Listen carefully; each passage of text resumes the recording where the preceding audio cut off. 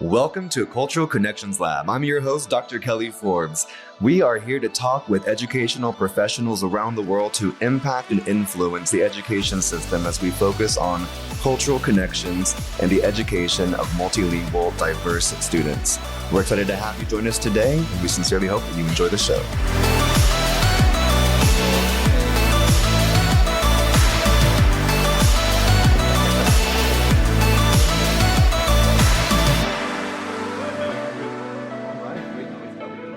Caballeros, aquí estamos con la gran Sally Díaz. Hello. No, but I'm so excited to have you here. I feel like we're just like in front of cameras and being recorded, but yet it's no different than all the conversations that I feel like we have all the time. I'm excited to have it with you here, like oficialmente. Do you want to? Well, I'll let you introduce yourself, but before you do, I'll brag about you. So I have to say thank you so much for all of the amazing things that you've already taught me. You've given me so much insight into just the news stories that I've seen you out in that I wasn't even aware that was happening within your district. Different ways to engage leadership and learners at the same time. Always such a big advocate, always such a big supporter, really promotes bilingualism, biliteracy, multilingualism at that. I know just a little bit about your family and home life. I know that there's a lot of culture that's there, but I have never in my life met another person that is working specifically in the field of secondary education that is more of an ally and an advocate for our multicultural and diverse students than you. Well, thank you. So I think a lot of people need to listen to the amazing things that Sally Díaz really teaches a lot of us, and I'm just really honored. I mean it so much. Because I get to learn from you at the same time. It's hard for me to take compliments, but I accept it. Thank you so much. Well, thank you just so much. shower yourself in them because it's just really, it's really true. There's not a lot of you out there, and so I'm thankful that you're really here in live and living color doing this. Yes. And everyone gets to hear about it. So who are you? Who is Sally Díaz? What does she do? How wonderful is she? Goodness. Oh my goodness. Okay. So I guess on a professional level, my name, I said Sally. I've been in education for 26 years now. This is my 26th year. I did not know it was that long. I know. I'm still 29. Yeah. It's how's weird that possible? how the math it's doesn't weird add math. up. It doesn't, but I'm 29 in education for 26 years. I have been working with emergent bilinguals and multilingual learners for the last 20 years. Mm-hmm. I've been in Putman City public schools for 20 years.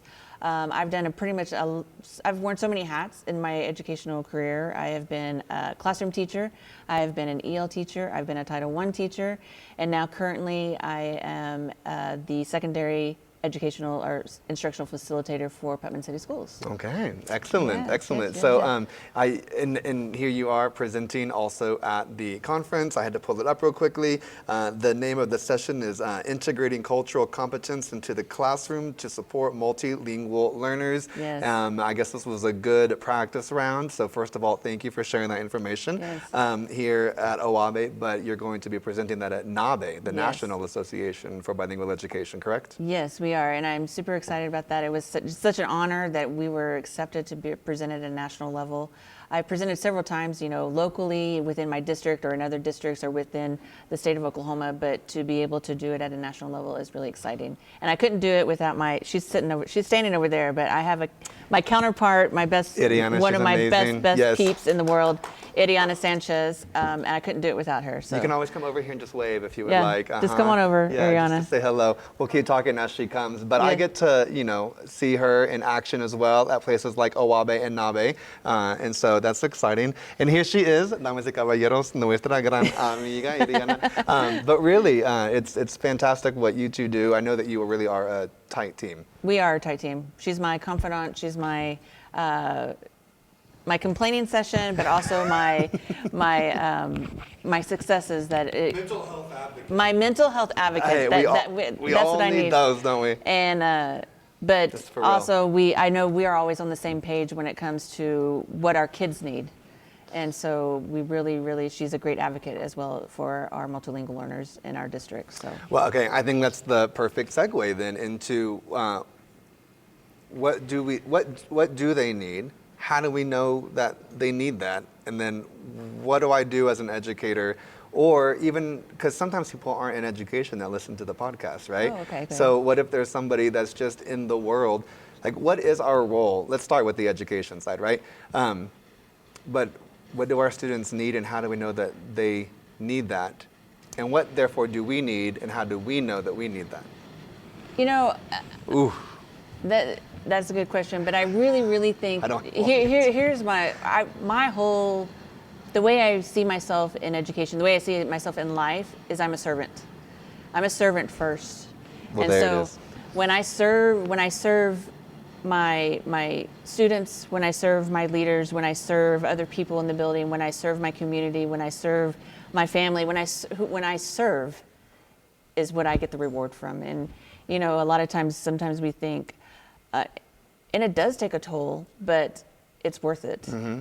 You know, there are days that it's hard emotionally, but then there's days that it's so rewarding in the end. And the best days is when you're at a store and a kid comes up to you and is like, Mrs. Diaz, do you remember I didn't speak English and look at me now? Yeah. And I'm like, I just had you 1 year, but they knew that I was part of that. You cared. Yes. You Yes. obviously shared something that made them feel connected to you. Yes. I remember the first time I had one of my students, which I felt like, am I old enough to have a student that I taught in middle school and college already? And then now they have kids all of a sudden. Yes. But she called me and she got into Harvard.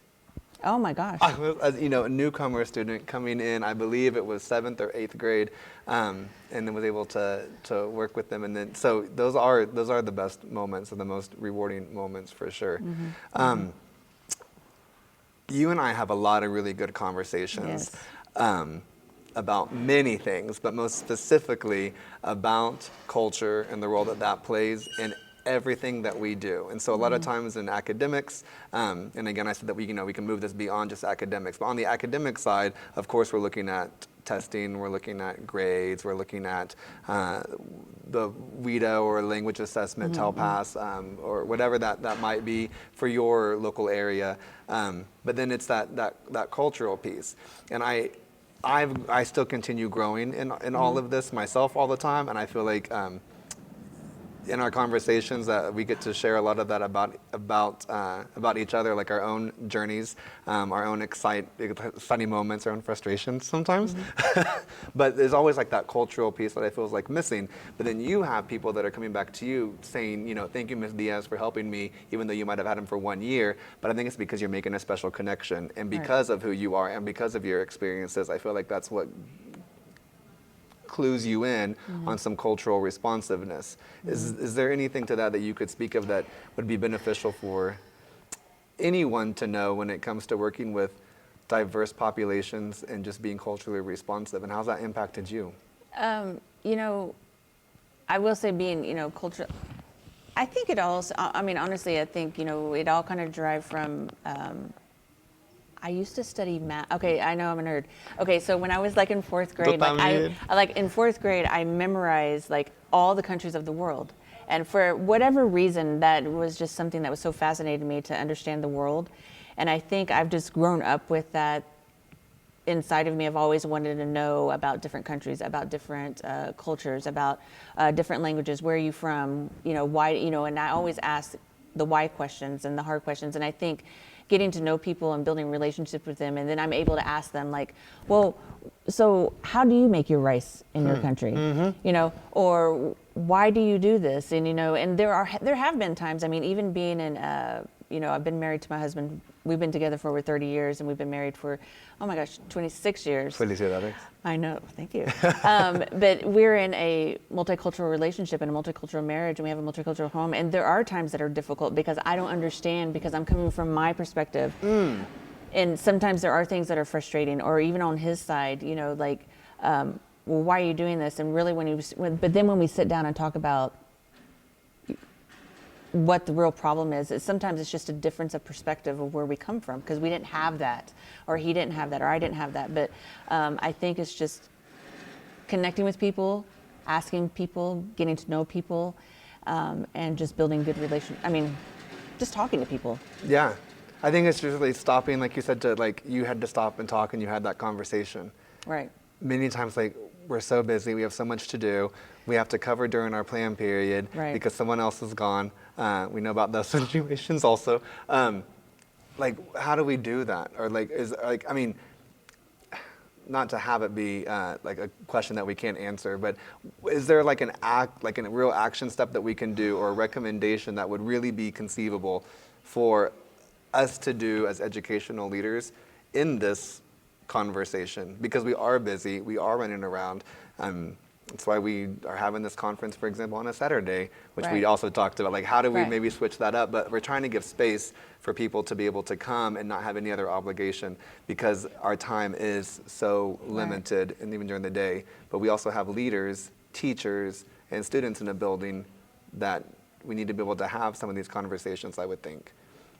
You're in a lot of schools. Like, what do Yeah. you think you see that might be a plausible step, I guess, to have those conversations?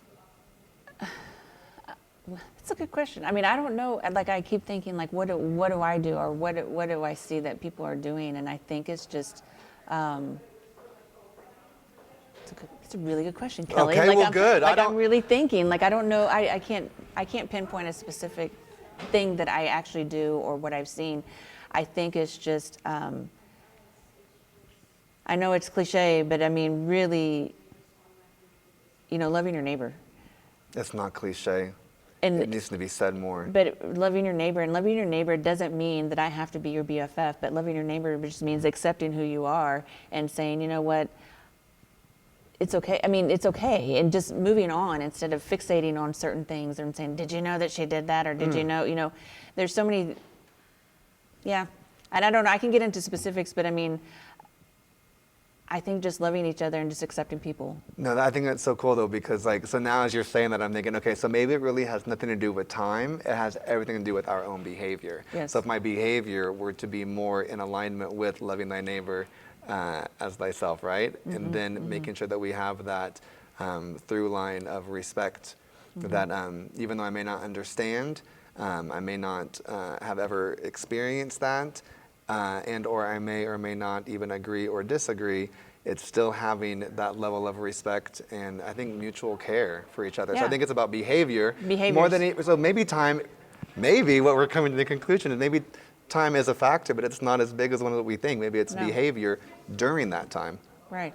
Yeah, I think it's, I don't know. yes. Does that sound like muddy water or does that clear? No, I make sense. I think it's just about just respecting people and just saying we all come from different backgrounds and different experiences, and that just taking those things and learning from each other and just going on. I gotta tell you that I always feel like time is such a big obstacle, but now I'm like, it's behavior. It's your behavior, yes. Because I don't have to understand you 100% right now to start off with care and respect. Correct. Okay. And like when the kid walks, when you have a new kid, how many times that we have these newcomers that come into our classroom, and I don't know what to do. Even as me, as the person that is supposed to be the expert in bilingual education or multilingual learners and the ESL, it's still, when you have that kid that walks in that doesn't speak a language, especially, I can communicate with our bilingual in Spanish, but when I have the kid that walks in that is from China that speaks Chinese, I still go, oh my gosh, what do I do? But it's all about me making myself ready and saying, you know what? I'm going to love him, I'm Yeah. going to hug him, and he's going to come in and we're going to have a great day. We've had some conversations about that even earlier today with some other people, and it's that one thing is about like, I have to make sure that I'm taking responsibility of what I need to be understanding and learning based on those that are in my school, in my community, and not just have everyone just assume that everyone's going to just understand me. Right. I want to understand. What? You don't understand me? I want to understand everyone else. Right. And I think that you invited me earlier this summer to be able to come with my salsa partner, Marty, yes. and to be able to talk to the newcomer students. And so just the fact that you all create that newcomer, what is it called? I don't want to misspeak. Is it Newcomer Summer Academy? Yeah, we just have a newcomer summer academy for our or specifically for our high school students. Yes. And they just come and we just do a lot of fun, great activities during the summer, but we also invite many different community members to come in and talk to them and get to know just a little bit of that cultural acquisition that's happening, and getting to understand how do we, like I know you came and you talked about, oh my gosh, what did you come and talk about? What did you come and talk about? It was really impactful. Oh my gosh, what did you talk about? I think you were just talking about, what were you talking about? When is it, just the other day? No, back in the summers.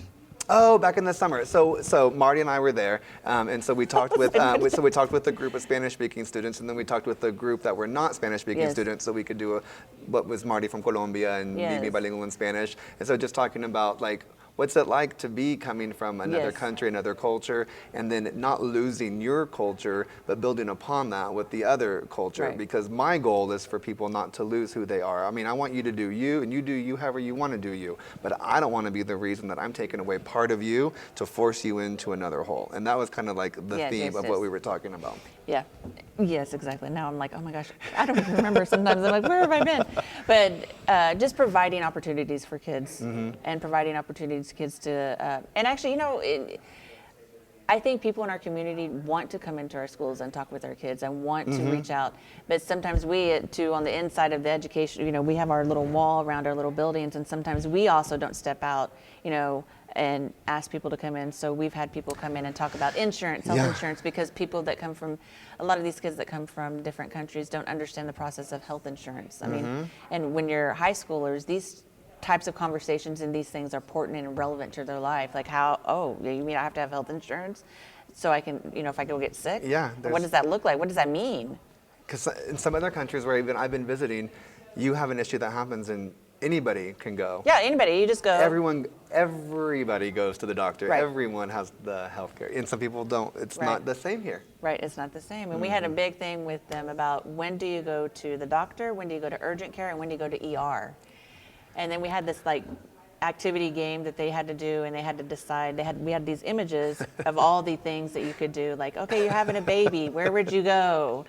The doctor, urgent care, or the emergency room? I've seen some billboards that speak to this too, and they're really funny. But it's very because it's for people that aren't it's for people that are from here.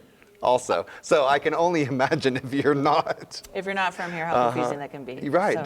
truly. But that is a real situation, though. When do I go to urgent care versus the emergency room, right? Yes. And so those are different conversations. But back to the newcomers that there's so many newcomers that we have, which that's how I started teaching. Yes. I mean, it was with Spanish, but then there was a quick turnover into like, I feel like my official first education position was that newcomer teacher. The best job I've ever had in my entire life. And people would, you know, say, oh, we have a newcomer. They get so scared. And I'm like, yes, this is going to be so much fun. And I would learn so much. I mean, it's just the most enriching experience. I can't say it enough. So if you don't know what you want to do in your life, be a newcomer teacher. But I know that last week, or maybe earlier this week, my days are all mixed up, we were having a conversation about some of the newcomer students that don't necessarily have literacy skills, but they do have speaking and listening skills. And would you like to share? I mean, I have stuff I can say, but this is for you. Can you speak to that? Because there's cultural things to that. It is cultural things, and there's education things with all this. You know, and you know, I know, but I think a lot of schools are seeing across the country the amount of newcomers that are coming in from across the world, and they're all coming in from the southern border. But then they come into our school, and I'm the servant, and I'm the one that's going to take them and say, okay, how can I serve you? How can I serve you in an educational way, in an emotional way? How can I serve your family? And what can we do? But unfortunately, a lot of these kids didn't have the opportunity to attend school regularly because of the circumstances of their country. Right. And then now they're here. I'm 16, I'm 17 years old, and the last time I went to school was in third grade. And so, but when I go to high school, I'm going to have all these credits now. And I need to have 25 credits to graduate. I need to take U.S. history, American history, you know, American government, all these classes and then it's not even hard enough because I don't speak the language, but I'm struggling with reading. Yeah. And I'm struggling with literacy. I'm struggling with, I don't even know my multiplication facts. And I'm in Algebra 1 class, and what do I do? And so this is something that we are currently working through a process of like, how are we going to best support these kids? I don't have the answers yet. I don't have it all, but I do know that we have a lot of things that are in the process and in the works. We've started implementing a SLIFE reading program. Okay. And so that's being started up in a couple of our sites. It's not, I mean, I don't want to sit here and say we have this all together and we know exactly what we're doing, but we are working, and we're working hard to get this thing off the ground and get kids and to serve kids and get them to what they need so they can be successful. Yes, and SLIFE, just for anyone SLIFE. who's listening, are students with limited or interrupted formal education. And we do have many of those students. I remember I had a student that went to school up to 2nd grade, and then he came to me and he was in 6th grade. And I think he could have been in 7th grade, but then they put him in 6th grade because he didn't have the education, which that's another podcast. It's another podcast session with that right there. But the truth is, though, is that is a reality that a lot of our educators do experience. So it's going to be deeper than what we would ever get to just right now, because there are the credits, there are the requirements that don't take into consideration backgrounds of some of our students. We can do our best, and I think that's what I know it's what you and I do every single day, honestly. And you are so inspirational to me. You are just, I want to be like you when I grow up. You're so good. But we try to do our best every single day, right? But what do you recommend to be if the one thing that we have to focus on, considering to love thy neighbor as thyself, all right? I really like that you brought that back into the forefront of all of our minds, and because of our behaviors, right? And so if I know that I have a student and I'm not ignorant to the fact that they're going to have a hard and arduous road ahead because of something that is not even their fault, of not being given access to literacy skills, what can I do? What is the one thing? What if I'm working at a bank and someone comes in and they don't have literacy skills, but they do have, they have speaking and listening again? I mean, because they're not empty, they're not worthless, right? No, we all. So what? We all bring something to the table. You know, I think everybody brings something to the table, and I think it's just as a teacher, sometimes I put myself I imagine myself being a 10th grade teacher and I'm in an ELA class, and then I have a kid who's illiterate or hasn't had, doesn't have access to education, doesn't have limited in English. Sorry, I'm getting my words all mumbled here. No, you're good. But, and it's hard. It's hard. But I think it all gets back, when, even our session today, we were talking about the main core is I need to recognize what I know and how I can grow. And then I have to recognize, how can I help the student, and what is my relationship with the student? Boom, right there, relationships. And it's really relationship, because here's what I know about kids. If I build a relationship with them, they want to, they're kids that I think about all the kids that come through my classroom, and when I have those, they want to work for me. They want to make me proud. They want to turn their work in, even though it's not 100% where I want them to be. Maybe they're still working on a 3rd grade reading level or 3rd grade passages, and we're in 10th grade. But they want to do their best, and they want to make me proud. They want to say, Ms. Díaz, here, this is my best. Yeah. And they want to turn it in. And so I think when you build solid relationships with kids, and relationships that are filled with love and kindness and joking around and doing all those things that we do to have positive relationships, kids want to do. They want to prove to you that they're worthy for you. Yeah. And so I think it just stems on relationships. I think everything we do. It's true. It's true. And of course they want to make you proud, right? I remember that's how I got into Spanish, is because I wanted to make, it was French, Latin, or Spanish, and I liked Mexican food. So what, just skin surface level, I was just I had to choose one, right? And I took German in middle school, and they didn't have to. I was like, okay. The teacher, though, she is the one. I wanted to make her proud. I wanted to make Senora Atkins feel good. She was such a great teacher. And then the more I got into it, I was like, okay, I really like this. And so I think that helps with motivation. But to the point of the question, I just think it's so wonderful how you really elevate everyone to show that they have so much worth and so much value, and you're always so positive in the way that you speak about children and about their backgrounds and their homes. And Don't cry, I you're gonna make me am cry. thankful because we don't always have those voices. There's so many that sometimes as multilingual educators or multicultural educators, we're siloed often or kind of pushed aside. Maybe you're like, oh, you're the one more thing. And I'm like, it's kind of the thing. Like, Right. there are children with one culture and one linguistic repertoire that are still not succeeding. And there are other ones that are coming in with these rich backgrounds and have so much experience that we don't have, but just because they may not have a literacy skill, we're not going to put them way over here. And I just think, if we really flip the script on this and start looking at everyone from that asset-based lens and really celebrating who they are,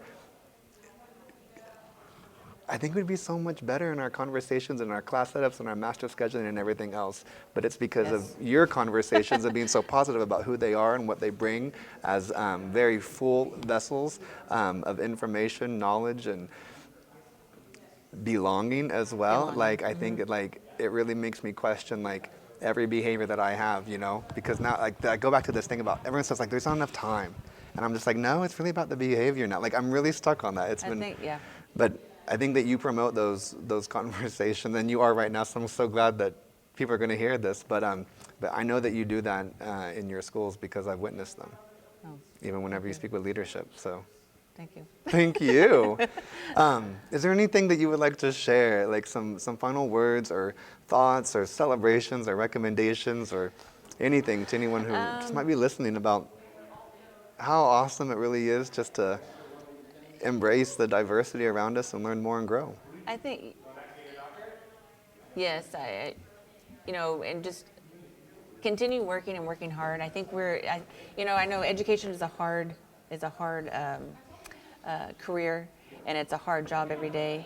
And I know, from my perspective, I think working with our EL students, our multilingual students, it's even harder. Mm-hmm. And don't give up. Yeah.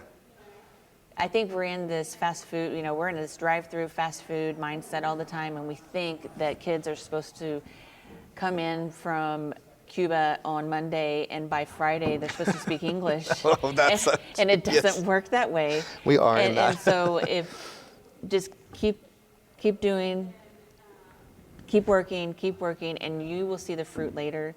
It doesn't happen over time, but you got to plant the seeds, and sometimes it takes years for it to produce fruit, but it's going to produce fruit. Well, you planted a lot of seeds with me in our friendship that began as a just professional relationship, Yes. and now I consider you one of my dearest friends. I really respect you. Thank you for being here today and for planting a lot of seeds with all of us. I really appreciate it. Thank you so much, Kelly. All right, well, hey, signing off from the Oklahoma Association for Bilingual Education 2023 here in Westmore High School and Moore Public Schools, Oklahoma City, Oklahoma. Thank you for joining us for our Cultural Connections Lab, and we hope that you have a very awesome day. Los queremos mucho, we love you, and adios. Nos vemos. Nos vemos.